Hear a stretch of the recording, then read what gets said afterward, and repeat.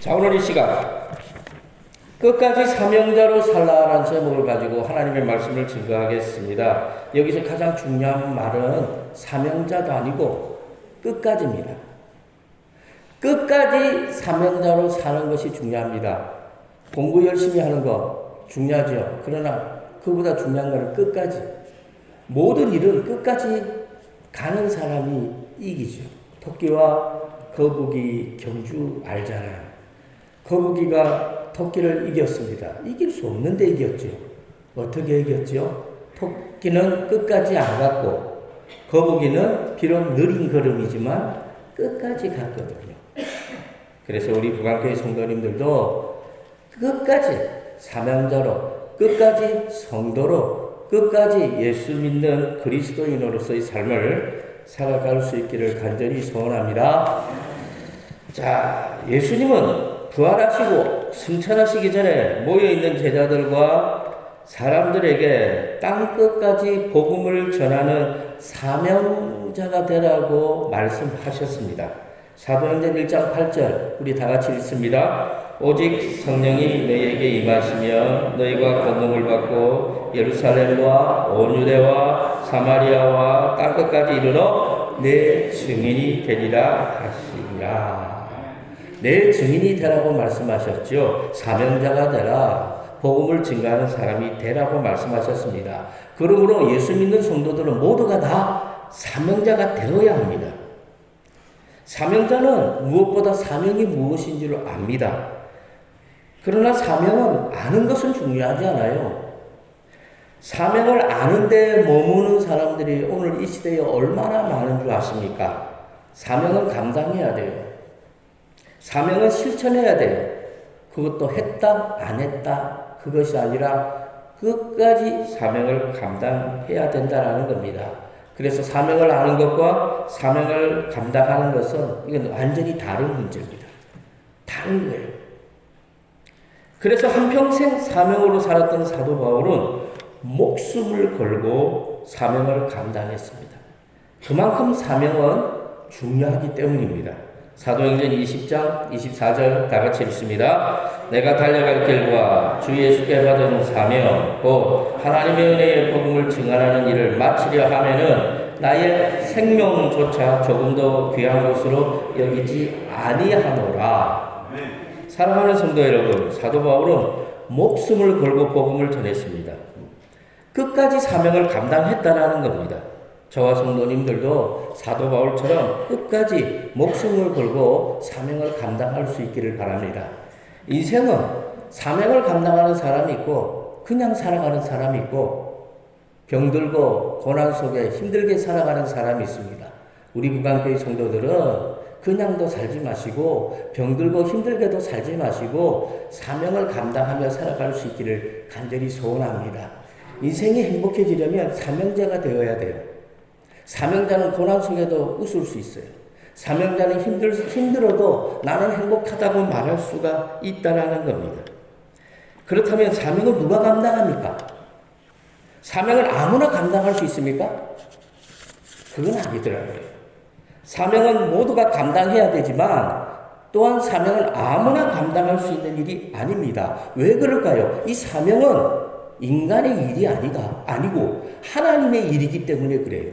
하나님의 일은 아무나 하는 것이 아닙니다. 하나님이 맡겨주셔야 합니다. 하나님이 아무에게 야, 너 이 일을 해라 하고 하나님이 맡겨주셔야 그 일을 할 수가 있는 거죠. 그러므로 사명자는 하나님의 자녀만이 될 수 있습니다.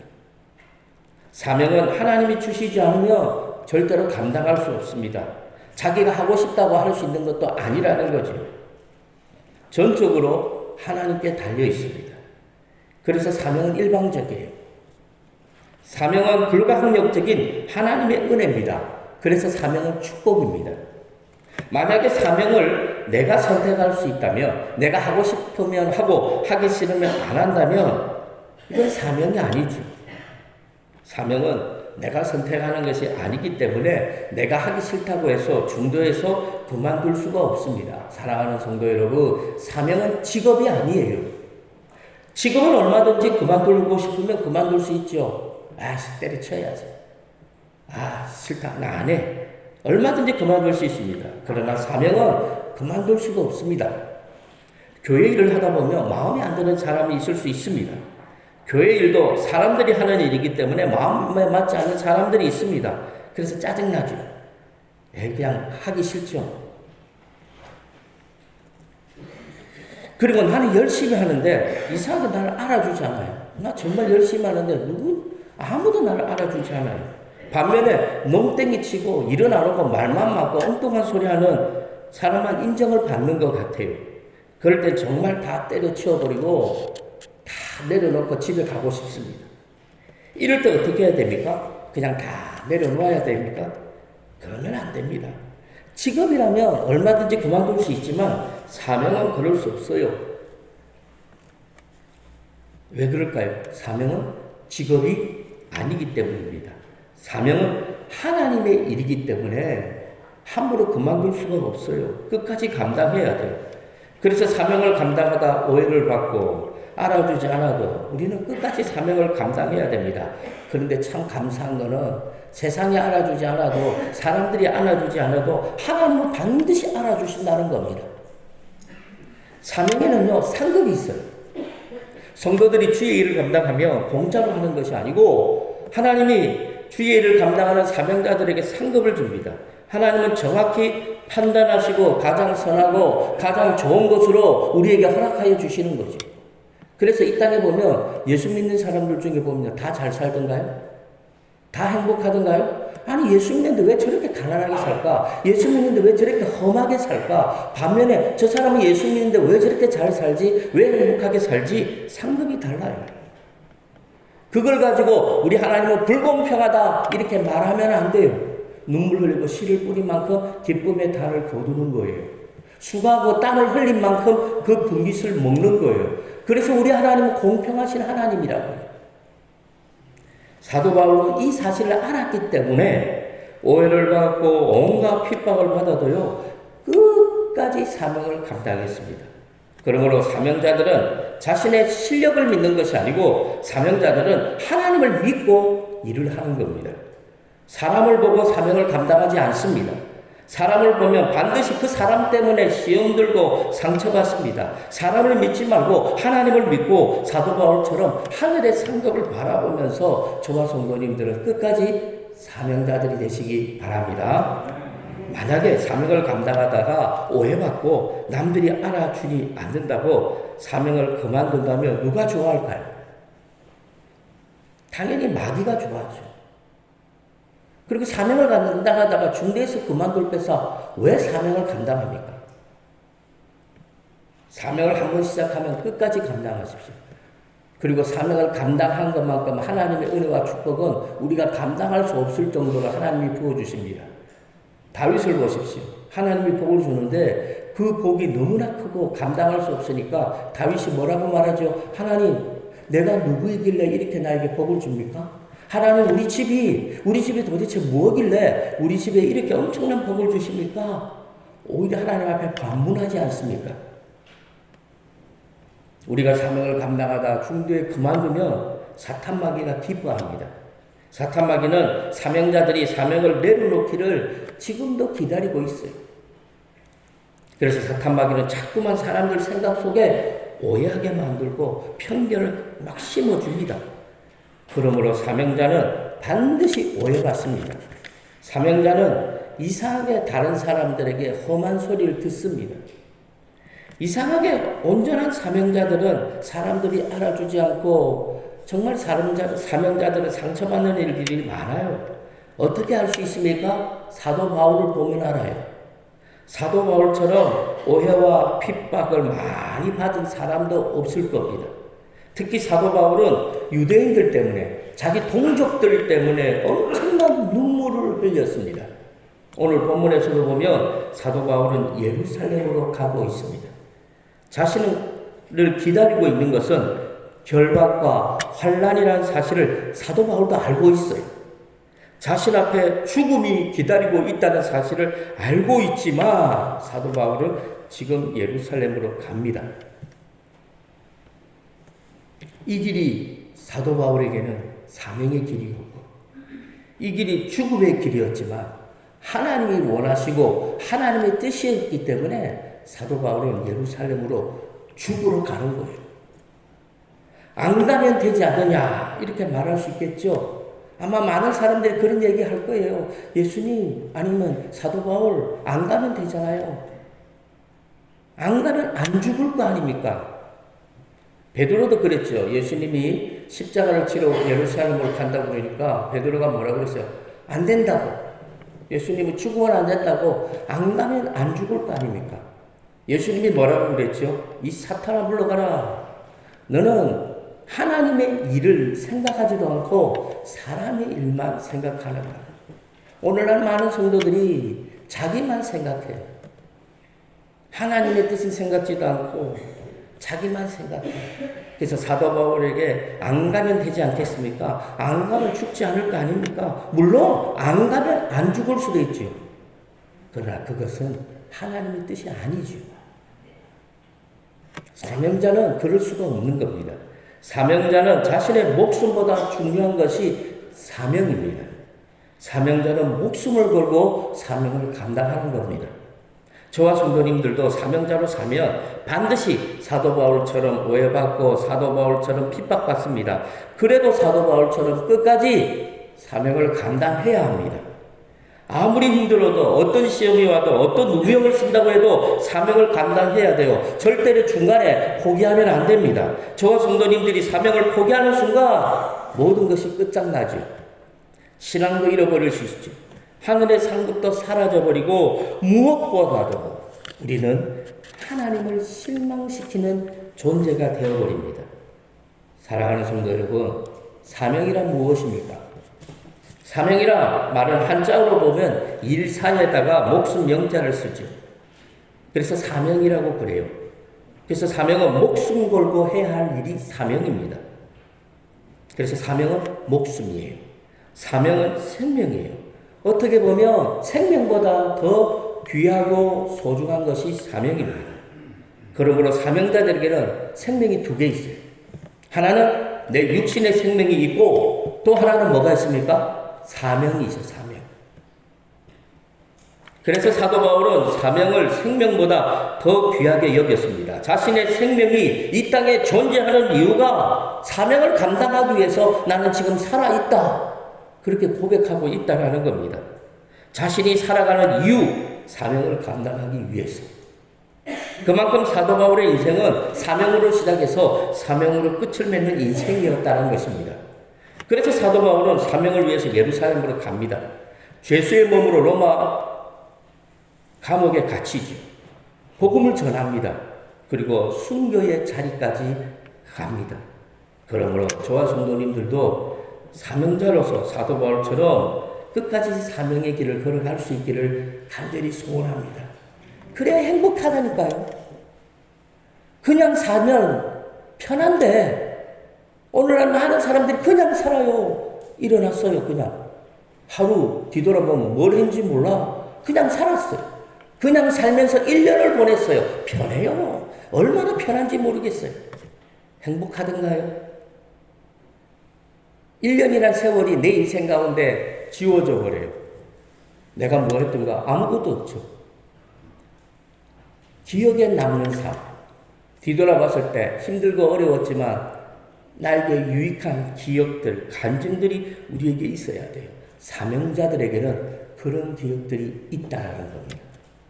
사랑하는 성도 여러분, 오늘 본문 말씀을 보면 사도 바울은 예루살렘으로 가기 전에 밀레도에서 에베소 교회 장로들을 초청합니다. 그리고 장로들을 모아놓고 마지막 설교를 합니다. 그 내용도 역시 사명에 대한 얘기입니다. 사도 바울은 에베소 교회 성도들에게 자신이 지금까지 사명을 감당하면서 온갖 시험과 결박과 오해와 환난을 당했습니다. 이렇게 말을 합니다. 그렇지만 단 한 번도 사명을 포기하지 않았습니다. 그러므로 장로님들도 목숨을 걸고 사명을 감당하십시오. 그리고 자신의 사명을 감당하기 위해서 지금 예루살렘으로 갑니다. 아마도 다시 볼 수 없지만 그래도 나는 갑니다. 왜냐? 이 길이 하나님이 원하시는 길이고 이 길이 사명의 길이기 때문입니다. 그러므로 장로님들도 사명을 생명보다 소중히 여기고 끝까지 사명을 감당하라고 사도 바울은 마지막 당부를 하고 있는 겁니다. 이때 사도 바울의 유언과도 같은 설교를 들은 에베소교회 장로님들의 그 마음이 어떠했겠습니까? 그 마음이 어떠했겠습니까? 말리고 싶죠. 인간적으로 말리고 싶어요. 가면 죽는데. 안 죽었으면 좋겠는데. 가지 말라고 잡고 싶지만 잡을 수도 없습니다. 왜냐하면 사도 바울이 가는 길이 하나님의 길이고 사명자의 길임을 알았기 때문입니다. 그래서 사도 바울은 배를 타고 가이사랴로 갑니다. 가이사랴에 가니까 7 집사 중에 한 사람이었던 빌립 집사 있죠. 사마리아 성에 가서 복음을 전했던 이 빌립 집사의 집에 잠시 며칠을 머무는데 그 집사에게 딸이 4명이나 있는데 이 딸도 믿음이 좋아요. 신앙이 좋아요. 성령 충만한 가운데 일제히 사도 바울에게 말을 합니다. 사도 바울님, 예루살렘으로 가지 마십시오. 예루살렘에 가면 죽어요. 죽으니까 가지 마십시오. 그리고 유대로부터 내려온 아가보 선지자도 사도 바울에게 예루살렘으로 가지 말라고 합니다. 사도 바울의 허리띠를 가져다가 자기의 수족을 잡아맨 후에 유대인들이 이 띠의 인자를 결박해서 이방인의 손에 넘겨줄 것이라고 예언합니다. 눈물을 흘리면서 사도 바울에게 예루살렘으로 가지 말라고 말을 합니다. 사도행전 21장 10절에서 12절 다 같이 읽습니다. 시작. 여러 날 머물러 있더니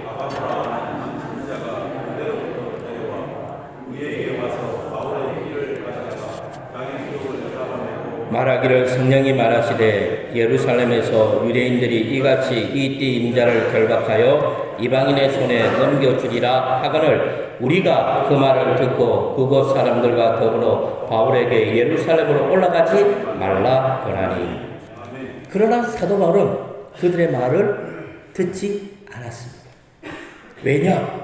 사도 바울은 이미 다 알고 있었기 때문입니다. 그들이 알고 있는 것보다 오히려 사도 바울은 더 많이 알고 있습니다. 성령이 그들에게만 임한 것이 아니거든요. 성령께서 빌립 집사의 딸에게나 성령이 아가보에게나 성령이 사도 바울에게 예루살렘으로 가지 말라고 했던 하나님의 사람들에게 성령님이 임한 것처럼 이 성령은 사도 바울에게도 임했죠. 그래서 그 성령은 사도 바울에게 그들보다 더 많은 것들을 이미 사도 바울에게 알려주었다라는 거죠. 그들이 하나 두 개 안다면 사도 바울은 이미 다 알고 있어요.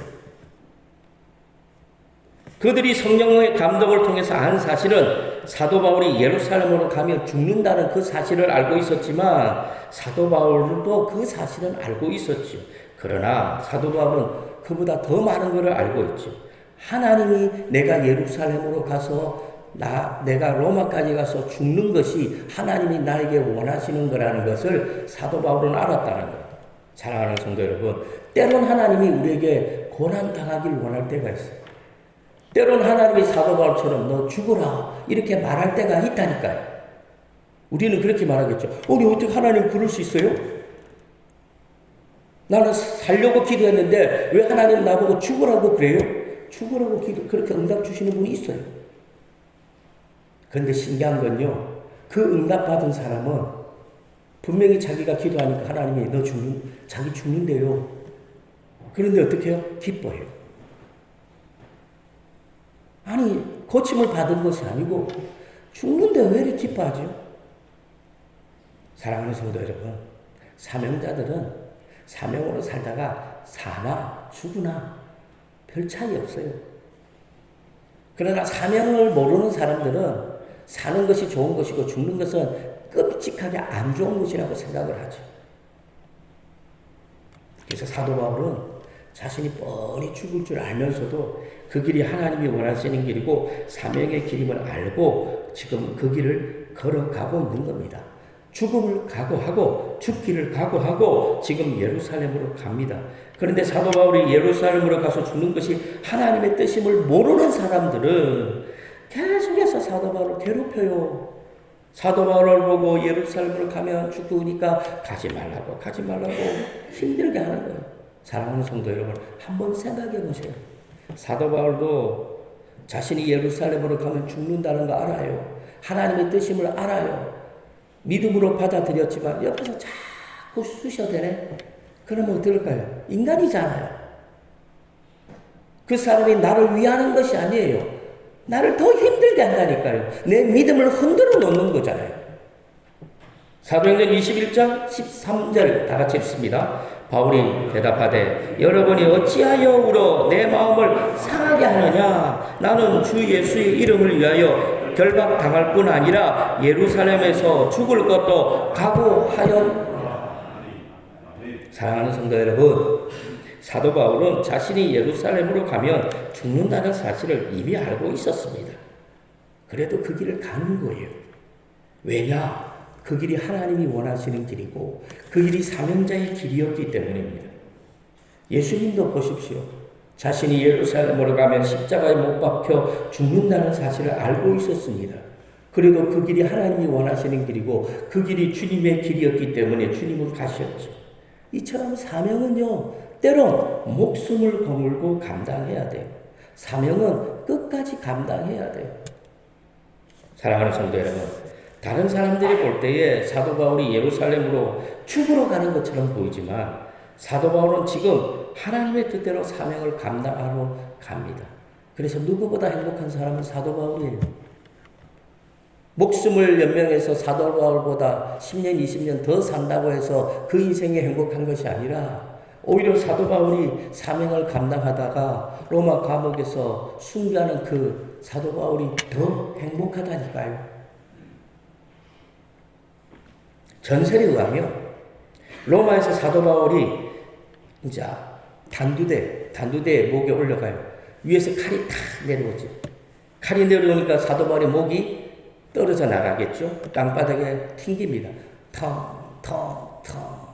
목이 딱 3번 튕기는데 그 순간 떨어진 그 사도 바울의 목에서 주여라는 말이 3번이 나왔대요. 탁 튕기면서 주여, 탁 튕기면서 주여, 마지막 튕겨지면서 주여. 그리고 사도 바울은 운명했죠. 그러므로 사명은 생명보다 귀한 것입니다. 사명자는 사명을 위해 살다가 사명을 위해 죽어가야 합니다. 사랑하는 성도 여러분, 우리 민족은 정말로 하나님께 복받은 민족입니다. 왜냐? 우리나라에 온 선교사님들은 거의 대부분 엉터리가 아니라 진짜 사명자들이었기 때문입니다. 사도 바울처럼 우리나라에 온 선교사님들은요, 사도 바울처럼 끝까지 사명을 감당했어요. 사도 바울이 목숨을 걸고 죽기까지 사명을 감당했던 것처럼 우리나라에 왔던 대부분의 선교사님들은 이 땅에 뼈를 묻었다니까요. 윌리엄 데이비스 레이놀즈 선교사님이라는 분이 있습니다. 윌리엄 데이비스 레이놀즈. 그래서 선교사님들은 이 땅에 살면서 자기 이름을 한국식으로 지어요. 레이놀즈니까 어떻게 해요? 이놀서. 그랬고 이분의 한국 이름은 이놀서예요. 이놀서. 이름도 좀 신기하죠. 어떻게 생겼는지 한번 보여주십시오. 예, 잘생기셨죠. 저분이 이놀서, 레이놀즈 선교사님입니다. 이분은요, 자신의 사비를 털어서 전주에 땅을 사고 교회를 세웠습니다. 이 교회가 전주에서 최초의 교회입니다. 전도를 하다가 금리에 떠내려가서 죽을 뻔도 하고 연탄 가스 중독에 죽음 직전까지 갔지만 끝까지 사명을 감당했습니다. 레이놀즈 선교사님은 전주에서부터 군산, 옥구, 익산, 김제 등 여러 곳에 교회를 세웠습니다. 그런데 정말 기가 막힌 사실은 자신이 보는 앞에서, 자기 눈앞에서 자신의 3명의 아들이 풍토병에 걸려 죽어요. 나중에 자신도 풍토병에 걸려 죽습니다. 레이놀즈 선교사님은 사도 바울처럼 목숨을 걸고 끝까지 사명을 감당했죠. 단 한 번도 하나님을 원망하지 않았어요. 자기 눈앞에서 3명의 아들이 죽어가는데 그 죽어가는 모습을 통해서도 끝까지 하나님을 원망하지 않았어요. 그는 오히려 선교사가 풍토병에 걸리는 것은 선교사의 영광이고 선교사의 특권이다. 이런 고백을 했다고 합니다. 사랑하는 성도 여러분, 저와 성도님들은 이런 선교사님들을 보면서 우리는 하나님 앞에 감사해야 돼요. 이런 선교사님들이 우리나라에 왔다는 사실에 대해서 감사해야 돼요. 왜냐하면요, 선교사라고 해서 다 사도 바울과 같고 다 레이놀드 선교사님과 같지 않기 때문입니다. 얼마나 엉터리 같은 선교사들이 많은 줄 압니까? 가짜 선교사들이 너무 많아요. 그런데도 하나님은 우리나라에 레이놀드 선교사님과 같은 정말로 좋은 선교사님들을 많이 보내주셨죠.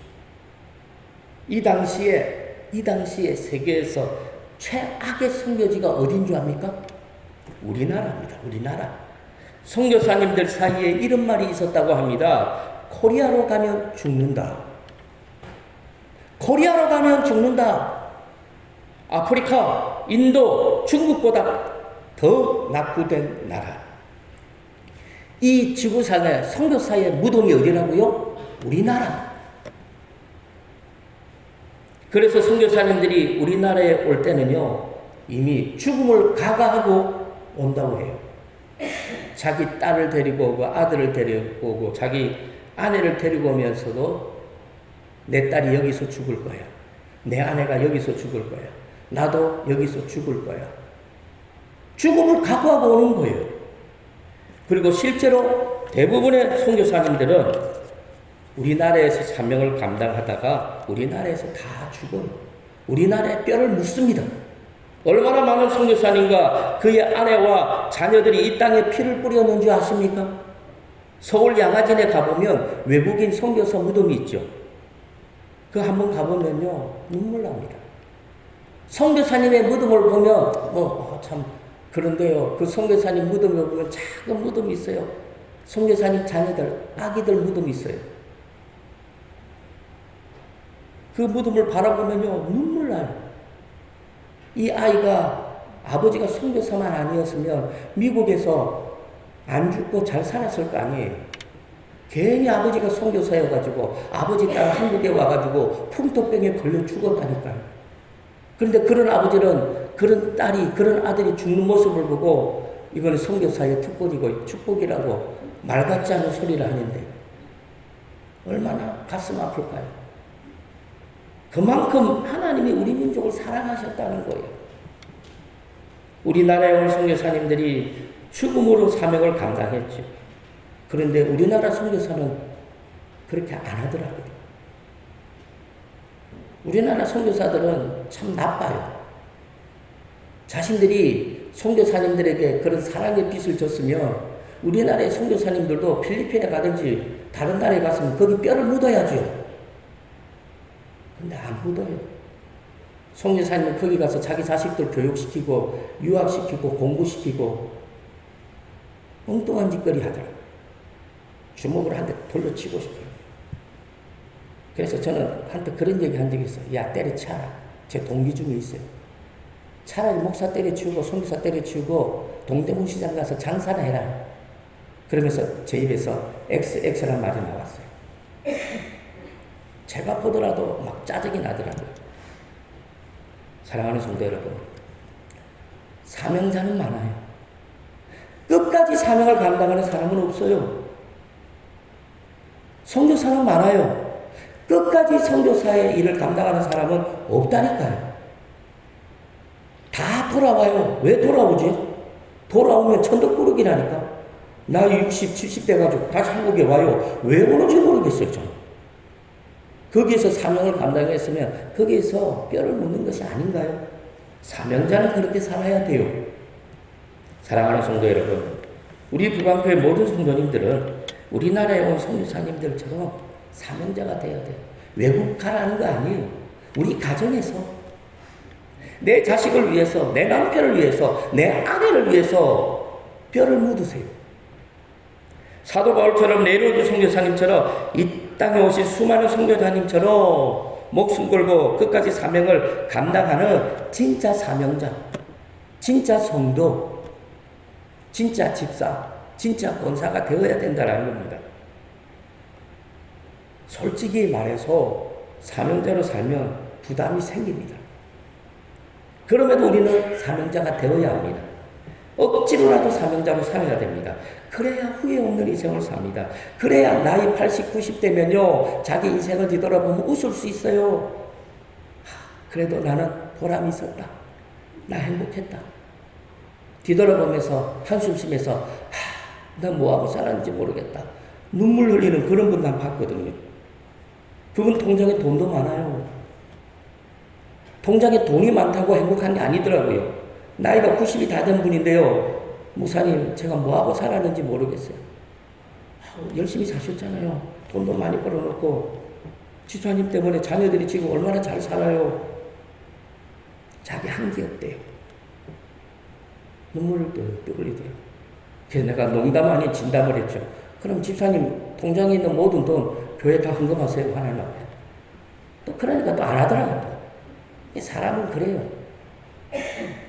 그러므로 저와 성도님들은 끝까지 사명자로 사는 사람은 많지만 끝까지 사명자의 삶을 살고 끝까지 사명의 길을 가는 저와 성도님들이 되시기를 주님의 이름으로 간절히 축원합니다. 하나님 감사합니다.